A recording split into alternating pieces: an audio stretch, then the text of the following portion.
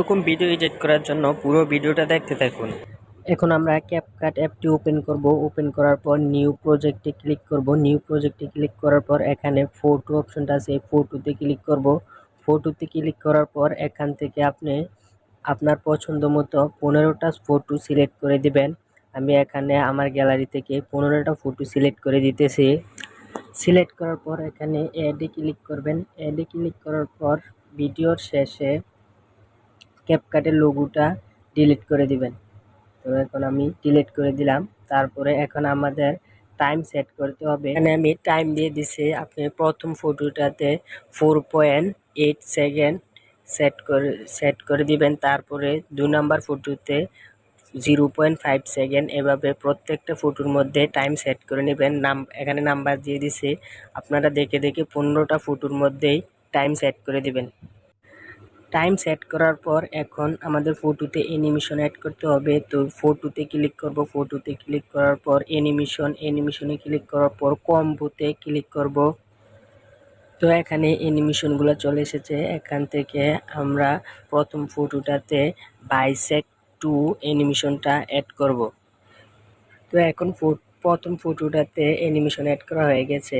তারপরে শেষে যতগুলা ফটো আছে সবগুলা ফটোর মধ্যে পেন্ডুলাম 1 এই অ্যানিমেশনটা অ্যাড করে দিব।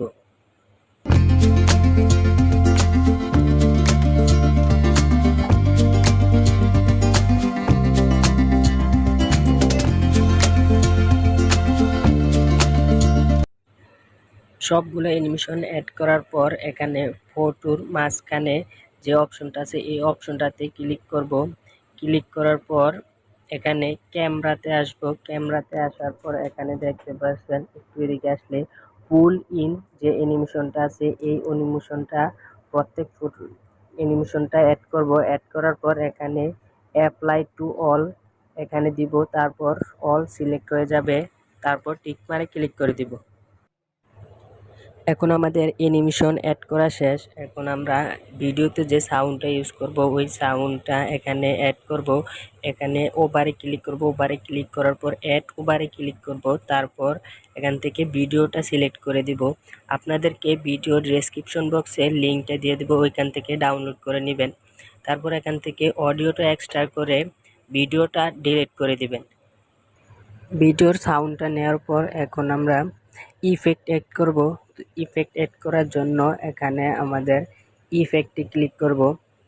ইফেক্টে ক্লিক করার পর অ্যাড ইফেক্ট এখানে ক্লিক করব। ক্লিক করার পর ট্রেন্ডিং একটু নিচে এসে ব্লাড ফ্লাশ এই ইফেক্টটা অ্যাড করে দেব। প্রথম ফটোটার অর্ধেক ব্লাড ফ্লাশ ইফেক্ট অ্যাড করব। তারপরে শেষে যে অর্ধেক প্রথম ফটোটা আছে ওইখানে আরেকটা ইফেক্ট অ্যাড করব, হোয়াইট ফ্লাশ এই ইফেক্টটা বাকি অর্ধেক ফটোতে অ্যাড করে দিব। তারপর মাঝখানে আরেকটা ইফেক্ট অ্যাড করব।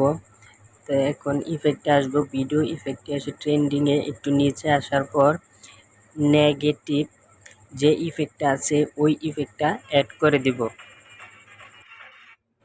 তো এখন আমাদের ভিডিও এডিট করা শেষ। এখন আমরা ভিডিওটা এক্সপোর্ট করে দেব।